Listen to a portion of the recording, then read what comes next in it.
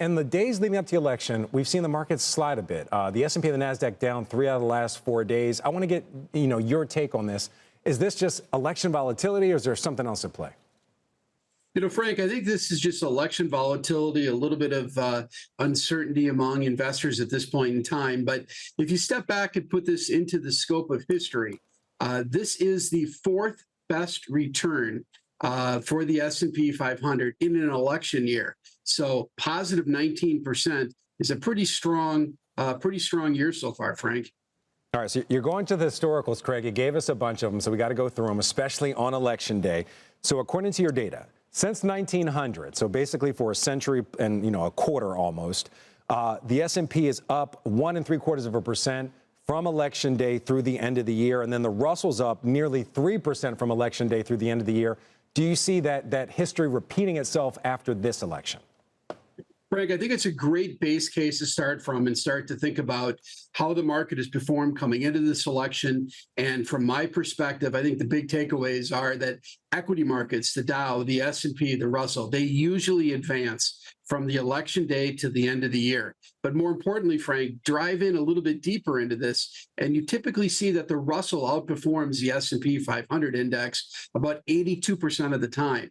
So putting all these probabilities together, I think equity markets are going to be fine, win, lose, or draw, whoever's in the White House and whatever the makeup is going to be in Congress. And frankly, Frank, if we get a split Congress, that is actually a pretty good outcome for investors. Right. So I just want to clarify, because you gave us two different sets of data. So it sounds like you're saying you think the market's going to be fine from now until the end of the year. Historics say that, the S&P and the Russell, they both gain. But also, according to your data, I thought this was really interesting. We're also entering what historically has been one of the best 6 month periods of the year. According to your data, November to April, following election, of course, average gains about 5%, and it's positive about 71% of the time. Now, I do have to ask you, this is a bit of a different scenario, bit of a different time horizon here. We're going to possibly hear some big policy announcements, changes to the corporate tax rate and things like that. Do you see that scenario playing out, that 5% gain over the next 6 months? Frank, I absolutely do. And that's why a couple of weeks ago, we did up our 2024 year-end target to 6,100 and establish a 2025 target of 6,600. I think there's a lot of things that get said on the campaign trail, but when it finally gets to the point in time of trying to get some of these policies implemented, I think you find that it's more difficult to get it done. And depending upon what the makeup is going to be in Congress to actually get things passed is more challenging. I mean, the whole discussion about tariffs, it seems to be more of a bargaining chip than anything else. And what he actually gets done is probably something different than the reality of what's being said at this point in time.